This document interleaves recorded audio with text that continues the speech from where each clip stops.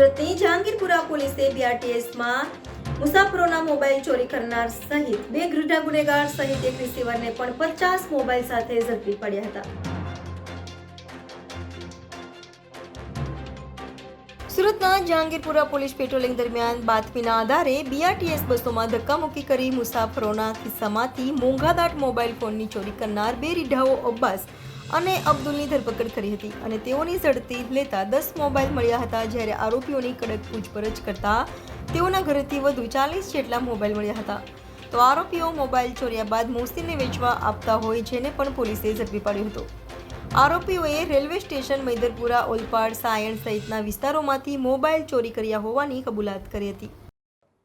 એક અમે હકીકત એવી છે કે જે જહાંગીરપુરા પોલીસ સ્ટેશન છે એના જે સર્વેલન્સ સ્ટાફના પીએસઆઈ અને માણસોને એવી હકીકત મળેલી કે જે આ બીઆરટીએસની જે બસો જે છે એમાં અમુક કિસ્સામો બસમાં જે પેસેન્જરો જે મુસાફરી કરતા હોય છે એમાં ધક્કા મૂકીને એનો લાભ લઈ અને એમની પાસે રહેલ મોબાઈલ છીનવી લે છે અને એ પછી વેચી મારે છે અને આ રીતે ચોરી કરે છે.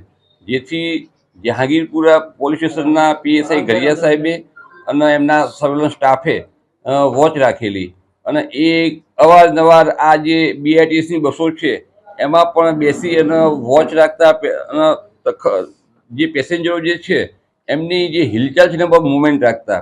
એ દરમિયાનમાં એમના જે 2 ઈસમો જે હતા અબ્બાસ અને અબ્દુલ કરીમ એની જે મુવમેન્ટ જે છે એ શંકાસ્પદ લાગેલી એમને, એટલે એમને પકડી અને એમની અંગઝડતી કરેલી તો એમની પાસેથી મોબાઈલ મળી આવેલા અને એ મોબાઈલ બાબતે એમને પૂછપરછ કરતા એ મોબાઈલ એમને આ જે પેસેન્જરો જે છે એમના ખિસ્સામાંથી ચોરી કરી અને મેળવેલાનું જણાવેલું અને એ બાદ એમની વધુ પૂછપરછ કરતા આવા એમને બસોમાંથી બીજા ઘણા બધા મોબાઈલોની ચોરી કરેલાનું તેમજ એ મોબાઈલો જે છે એ હાલમાં પોતાના ઘરે પડ્યા છે તેવું જણાવતા અબ્બાસ, અબ્દુલ અને મોહસિન ખાન કરીને જે છે એમના ત્યાંથી લગભગ બીજા 40 ઉપર મોબાઈલ મળી આવેલા.